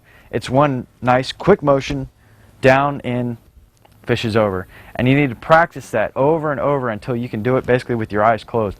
A lot of times I'm grabbing a hold of fish, I'm pulling the knife out, and I'm stabbing. I have to look down for a split second, finishing the stab. And while I'm doing that, I'm looking around for the next fish. I'm looking at what's going on. Okay, is there a shark coming in? Are there some jewfish coming in? You know, are there bigger fish to shoot coming in? He's dead, knife out, put away, strung up, reload, onto the next spot. Sound, a lot of times, will bring fish in. If I get on a spot where mangrove snapper disappear into a cave or disappear into a wreck, or there's some groupers that just won't get in close and I don't have any chum for the spot, I'll take my dive knife out and I'll find a piece of limestone, and you sit there and you just tap. You sit perfectly still in the bottom. You know, relax, enjoy the dive. You know, it's so awesome when you can go in on a spot and get so relaxed to the point to where you almost feel like you're going to take a nap. That's when your body language is nice and relaxed. You take your knife out and you start tapping. You know, 60, 70 feet of water, you got a lot of bottom time when you're diving on nitrox. You sit there and you just tap. You know, give it a minute or two. You don't have to wait there 10 minutes. You're not trying to turkey call a grouper in. A couple taps. And all of a sudden you'll notice here comes some mangrove snapper heads start poking up out of that hole. Or that grouper over there, curiosity is just killing him. Ooh, what is he doing? Is he opening up a rock? Is he tearing open some coral or a clam or something? Is he catching a lobster out of there? Is there going to be a feeding opportunity that I'm going to miss out on if I don't get over there and look at it? And you'll see the hogfish will come in. Hey, what are you doing? And then the red groupers, hey man, what do you got? And you know, then you got the gag groupers who they have to know. It just drives them insane. If you don't have that aggressive body language, they have to know what's going on. And so you tap. Other great examples of things that are easy to do. Red snappers. They feed heavily on shrimps and squid and those kind of things. And those things live in the sand. And they come out at night, and the snappers feed on them at night. And you know, I believe what I think happens is, you know, right before the sun comes up, and right after the sun goes down, those shrimps and squid start to unbury themselves and start to come out. And those snappers, you know, they want to feed. So you get down on the bottom, you see these really big red snappers. A lot of times you'll have the little chickens swimming around you, you know, little 15-inch snappers swimming all over you, and those big sow snappers. You have 4 or 5 really big ones out in the distance. And they're smart. They won't come in, but just for a split second. So you get on the bottom, you start fanning the sand. Kick some sand up. Swim along the bottom and just fan the sand. You'll start throwing sand up. And those snappers, it drives them crazy. What is he doing? Is he pulling crabs off the bottom? Is he pulling shrimp off the bottom? Is he getting food that I can't get? You know, if I don't get over there, the little chickens, my little buddies are going to get the food before I get it. Before you know it, you look over and there's 15-pound red snapper staring at you. Hey, you got any food? Whack. Roll him over. Start fanning again. Here comes his other buddy. Whack. Okay, there's my limit. I'm out. When I dive, I like to carry at least one other free shaft with me, and it's on my side shaft holder of my gun. I was diving with 3 shafts, this time 1 loaded, 2 in the side shafts, and that allows me to shoot a large fish multiple times if I have to, or it allows me to shoot many fish, grab them, string them, reload, and keep shooting. There's a lot of examples of where I get to the bottom, I shoot 1 fish, he's shot well enough I don't have to worry about him, I reload, shoot another fish, he's also shot real well, and then I can reload, shoot a 3rd fish. And what that'll do a lot of times is when you have 1 or 2 fish laying on the bottom, either quivering or kind of half dead, struggling a little bit, the other fish are going to come in because they're curious now. They think that fish might be feeding on something, they think there might be a feeding opportunity there. So you're kind of using the fish that you've shot as bait, and it's a very productive technique. The way to make line shafting a lot easier, for example, would be what the kind of line shaft that I use, which comes with the speed load kit. It has some 400-pound monofilament, and then it has a rubber band. So it's 1 quick wrap, and then you rubber band to the top of the gun there, and you're done with it. There's no, 1 wrap, 2 wrap, all that kind of stuff, wrapping around shaft, wrapping around all these different things. The speed load is for shooting multiple fish during a trip. I know a lot of guys that shoot blue water fish. They'll have these really long, intricate wrappings, but that's because they're going to go and they're going to shoot 1 fish. They're free diving, or they're shooting just 1 big fish. So there's not a lot of reloading in the water. You go down, put 1 shot on 1 fish, you come up to the boat, land it, get your gun reloaded, and then you get back into the water. The speed load kit is to do multiple shots during a dive. Just like anything else, when you start a sport, when you start playing baseball, you're not going to start hitting home runs as soon as you step up to the plate. Occasionally that happens, but your batting average, isn't that great until you get out there and do a lot of practice.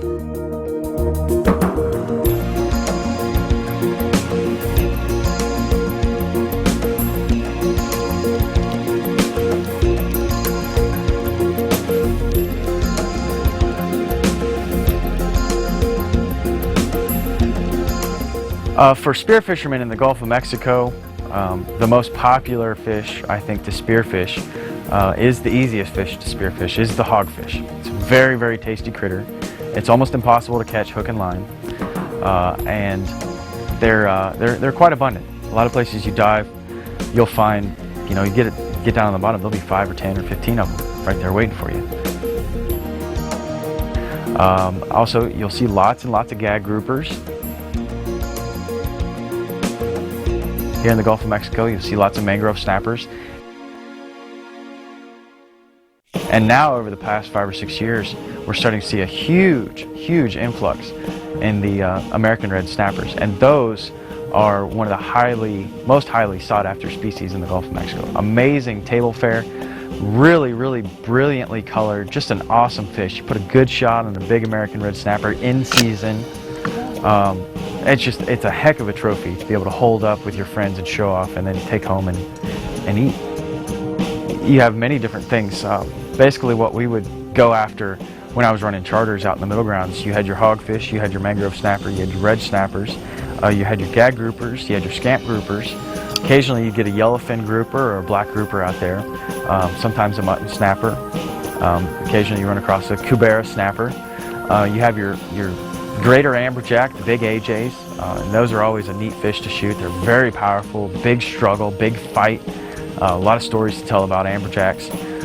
And you also have almaco jacks, which are a smaller version of the amberjacks. They have a really high back to them and a high dorsal fin, and those are amazing to eat. I would always try to shoot 2 or 3 almacos while I was out, because I have some friends that will pass up every fish I would bring home, and they wanted that almaco jack. You got cobias, you have kingfish. Out there far enough, sometimes you run across the dolphin, the mahi-mahi, dorado, wahoos. You never know what you're going to see out there. So there's a wide variety of fish to shoot in the Gulf of Mexico and the East Coast and in the Keys. The best thing to do, if you're not sure what's out there, what's easiest to harvest, or what you should really be paying attention for, is go find a local charter captain or a local fisherman who's out there fishing. Hey, what's going on right now? Oh, the mutton spawn is amazing. Get out to the third reef and there'll be mutton snappers all over the place. You know, pick out a couple of nice ones and shoot them. Or it's red snapper season. Get out to 90 feet of water. There's all kinds of red snappers. Go shoot your two red snappers while they're in. Really local knowledge, paying attention to what people have to say, going online, online resources. There's a bunch of different spearfishing boards and fishing boards, and people will post their catches that they're getting. You know, a lot of times I'll kind of cruise through these boards and find out, hey, you know, the fish have come in down out of Sarasota. They're out in that 120, 140 feet of water stuff. It's time to go get some black groupers out of there. Or the hogs are really thick in the grounds. They're up in the north end of the ground, so let's go make a run for the hogfish.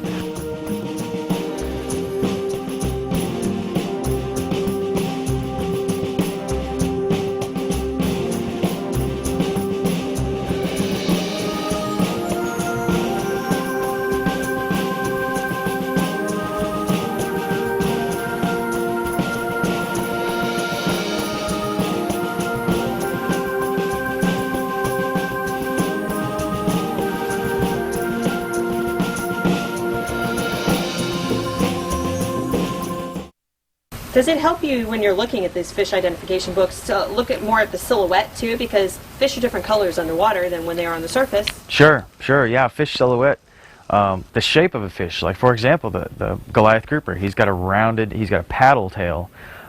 Your blacks have a perfectly square tail. Your gags have almost a square with a little bit of a concave to it. Your scamps have tips on the end of their tails.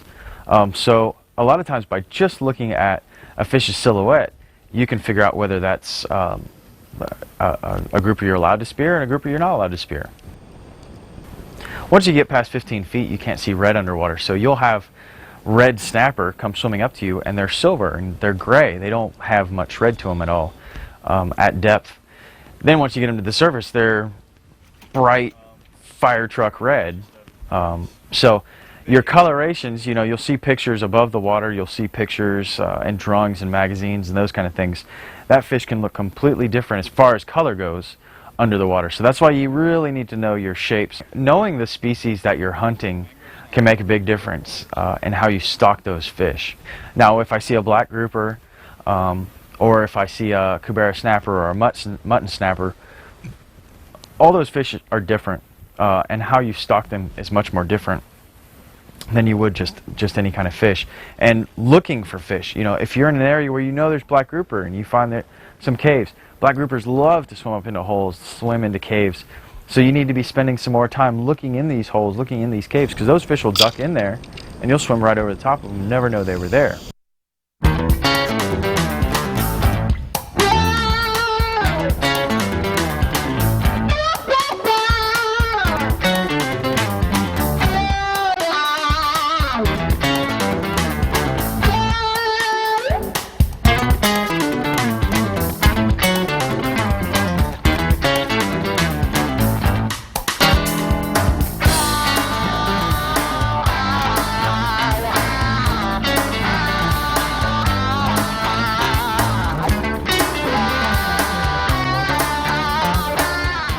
When you're shooting around wrecks, a lot of these wrecks, especially down towards where I live in the Tampa area, are just inundated with big Goliath groupers. We're talking 8-foot long, probably pushing close to 800-pound fish. I know people who've had their guns swallowed. I know people who've had their legs swallowed, their fins taken off by Jewfish that swim behind them and suck their fin off or suck in their leg. And you really need to be paying attention when you're shooting fish around these wrecks. The last thing you want is that Goliath to come up from behind you, grab that amberjack on your stringer and pull you into the wreck. You need to be able to disconnect your stringer quickly. You also need to be able to defend yourself. You know, a good hard poke in the side of that fish will a lot of times discourage them enough to keep them away from you. You don't want to shoot these fish. It's illegal to harm them. It's illegal to harvest them. So you don't want to lose a shaft. You don't want to kill a fish for no good reason. But if he's getting extremely aggressive, you know, get out of the water. Get away from that area. Go dive someplace else. If you can't get out of the water without that fish harassing you, give a good hard poke in the side of them. And a lot of times they'll get the picture.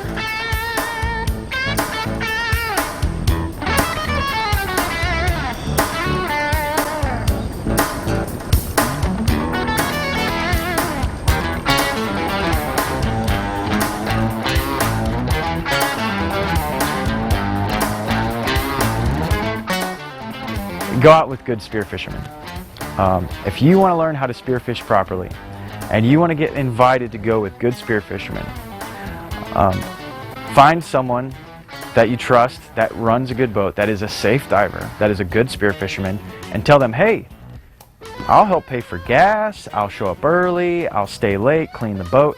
If you show up with gas money and ice and a sandwich for the captain, and you're willing to do some cleanup afterwards and clean fish and do all those things, even if you're a terrible spear fisherman, I guarantee you're going to be invited back. As long as you're a safe diver. You know, let's make sure we emphasize that also. You know, you do all those things I just listed, and you're a safe diver.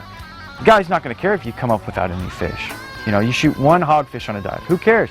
You did it safely. You went down, you shot that one fish. You couldn't shoot anything else, you came up. You didn't spend an hour and a half on the bottom shooting one fish.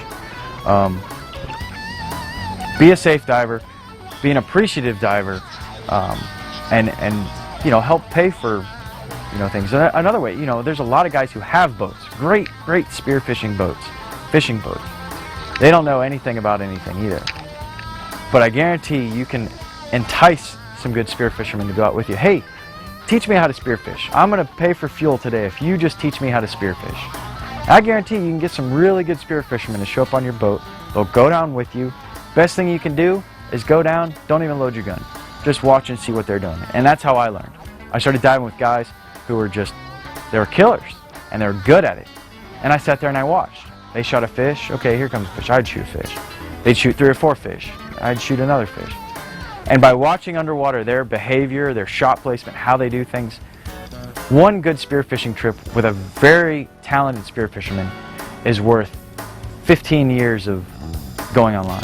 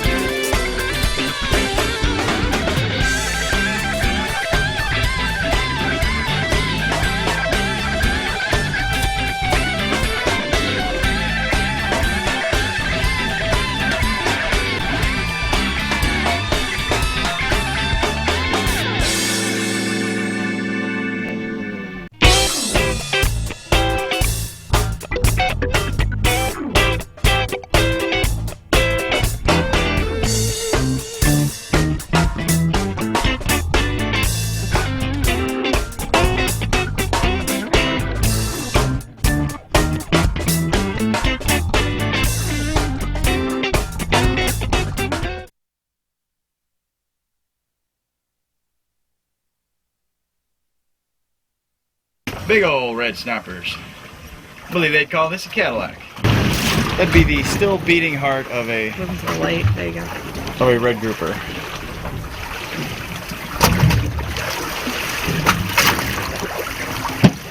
That's disgusting.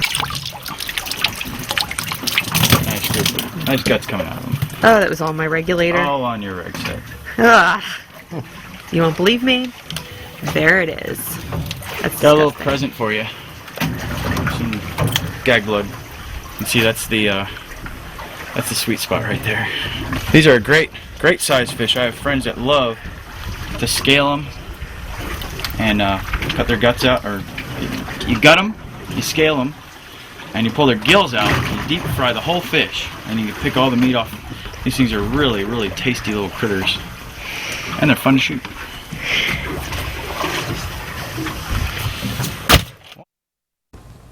When you're free shafting, generally you want something behind the fish to stop the shaft, because a lot of times the fish isn't big enough to completely stop the shaft,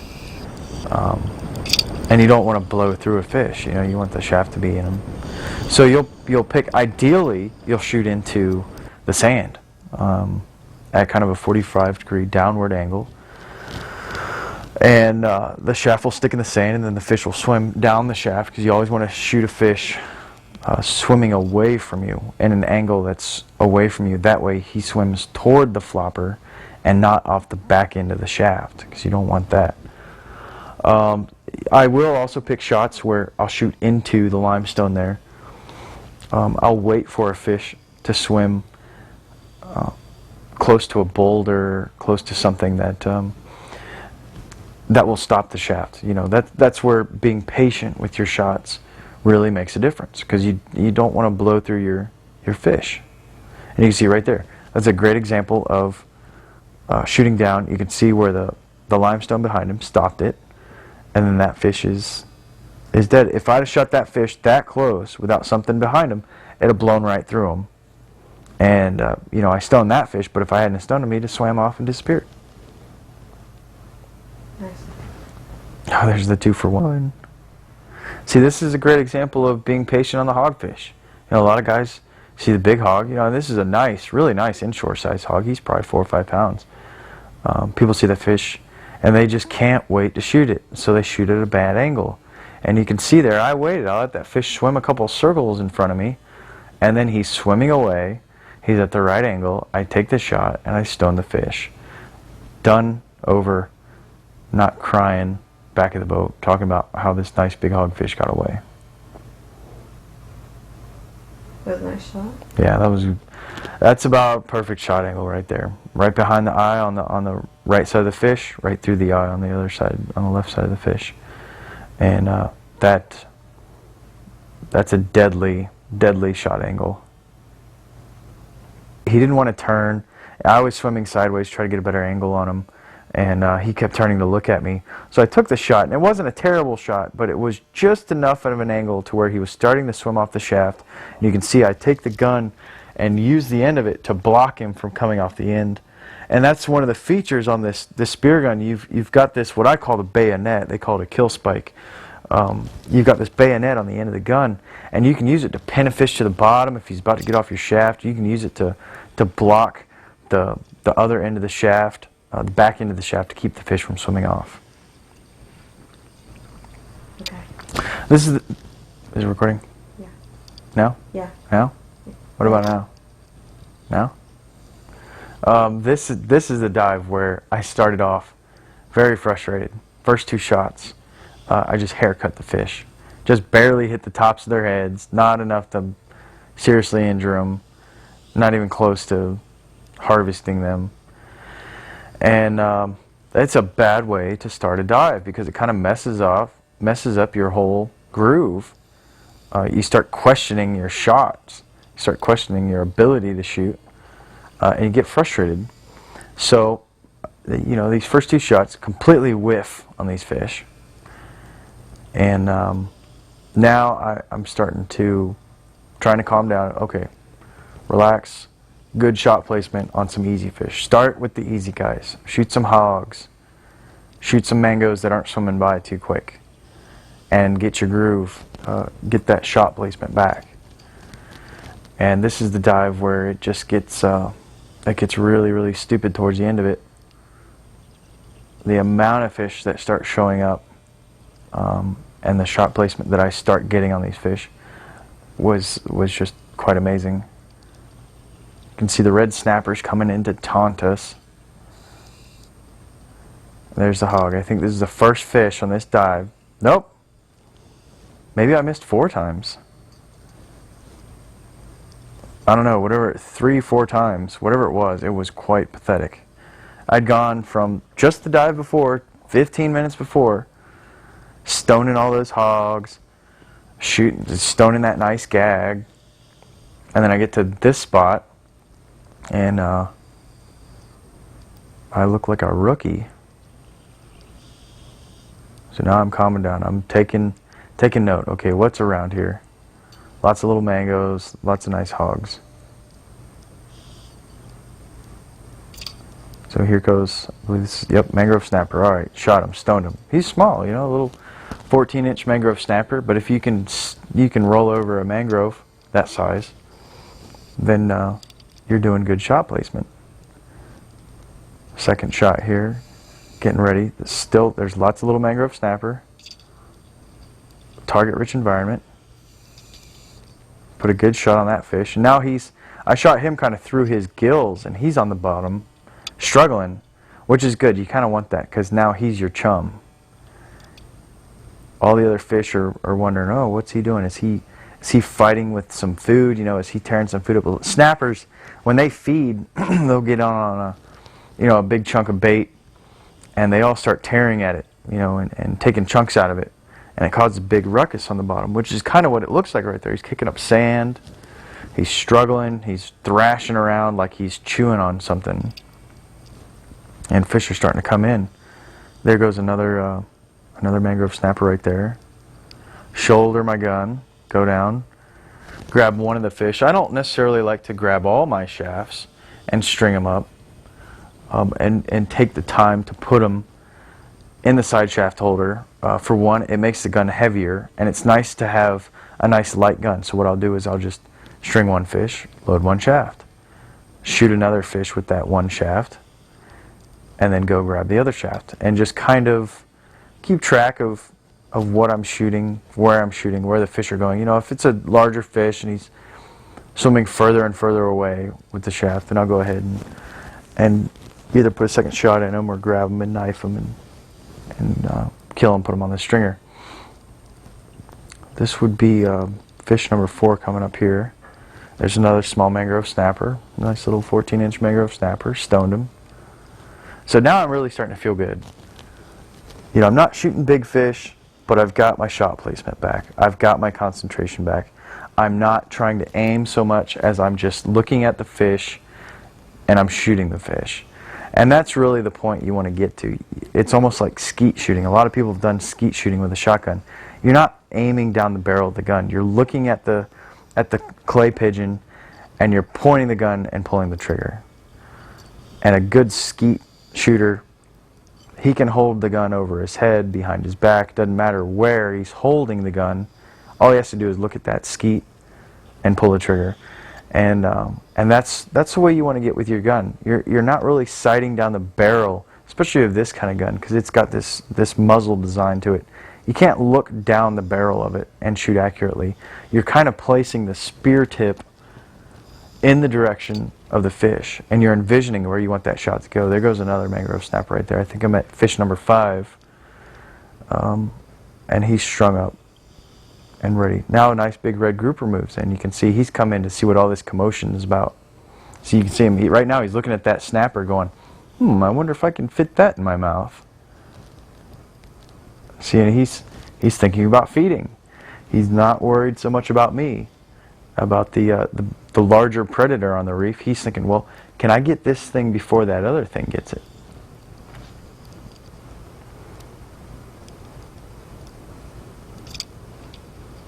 He wants that fish bad. Well, there it is. There's a shot. Fish goes right into the reef, into the limestone rocks there. and he's grunting and causing all kinds of commotion because he wasn't stoned. But he's in a good spot. I know he's not going anywhere. I've got 2 other shafts still. I'm going to let that fish bleed out a little bit. I'm going to let him fight the shaft. I'm going to let him kind of calm down before I deal with him. Because, you know, I mean, it's not a huge fish, but he was probably about a 10 or 11 pound red grouper. And those things, they wallow around and kick and fight and cause all sorts of trouble. So I'll let him calm down. See, I loaded another shaft, went ahead and put the second shaft into that fish. Because when a fish swims into limestone ledges like that and cracks like that, you don't know, maybe he's been able to pin himself in there and kind of throw that shaft a little bit. And the last thing you want to do is try to pry this fish out with a shaft that might not be in him very well anymore. You know, it was a good shot, but now he's started to kick it a little bit. So you can see I put that second shot, I push him through to the other side there, and that way I can grab one of the shafts and work him and do what I need to do. And if he comes off that one shaft, you've got that second one. You know, and it only takes just maybe 1 extra minute to do all of this stuff, and it ensures that you're going to put that fish on the stringer. At this point, I've got the 2 shafts in the fish, and I went and grabbed my third one. So now I've got all 3 shafts right here. I've got this commotion that's going on, and I know that I need to be reloaded. One of the things I try not to do is have my gun unloaded, because you never know when that big trophy fish might show up. You always, if you have a shaft available, put it in your gun, load it, have your gun loaded, and then deal with the fish that's already been shot on the bottom. Because you might be down there stringing up that little red grouper or that little mangrove snapper, and all of a sudden here comes Mr. 40-pound black grouper. And he's just going to give you that one look. He came in from the other side of the reef to look at you. He gives you one look. What are you? Oh, you're a diver. I'm out of here. And so always, if you can, before you go through the whole process of stringing up a fish, especially a fish like this that's real green still, load a shaft, have it ready. Have it ready for that trophy fish that might show up.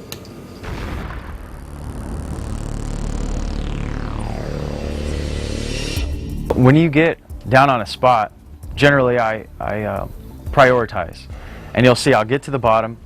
A lot of times I won't take shots at the very beginning. I'll get down there and I'll kind of look at what's going on. Okay, we got hogfish, we got some red groupers, we got their gag groupers over here, and most of the time I'm going to shoot the fish that wants to be shot. I'm not gonna run after a fish. I'm not going to go shoot the trophy fish. I'm going to look at the hogfish, I'm going to look at the snappers, I'm going to go, okay, you're first, you're second, you're third, you're fourth, and then after that I'm going to see who's closer. And that's, you know, you're very fortunate if you get to dive in those kind of situations. You get to dive out in the middle grounds, or you get to dive up here out of Steenhatchee where there's 500 fish on a rock pile. Recreationally shooting, you have to be very selective, because very easily you can go over your limit in just one dive. And that's another way to prioritize when you get to the bottom. Okay, I need 1 grouper, and I need 4 mangrove snapper, and I need 2 hogfish. Okay, well the hogs aren't going to go anywhere. They're always going to stay here unless I take a bad shot on one and really spook them away. The red grouper, he's got his hole. He's not going anywhere. He's going to stand there. The gag groupers, now those can be a little spookier. And I just need 1 gag, and there's a nice one right in front of me. Okay, I'm going to take him first. So you shoot him, get him under control. All right, red grouper's there. I need 1 more red grouper. You shoot him, get him strung up, get reloaded. Okay, I need 3 more hogfish. Okay, there's my 3 hogs. All right, I'm out of here.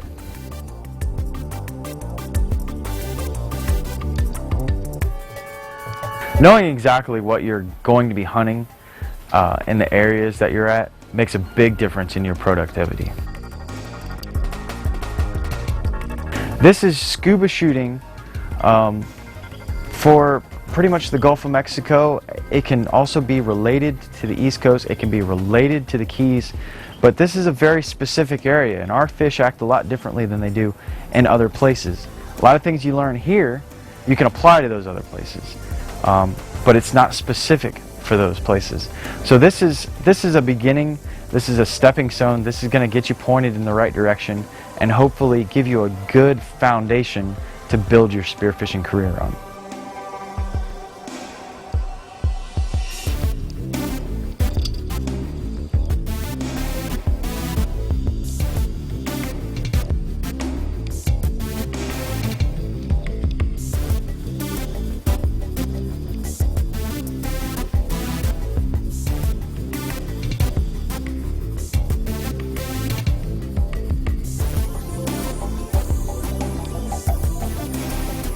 I refuse to shoot cobia with a free shaft anymore because cobia just don't die. I mean, that shot placement to stone those fish is very difficult. They're such an oddly shaped fish that when I see a cobia show up and I don't have a line with me, I just let them go.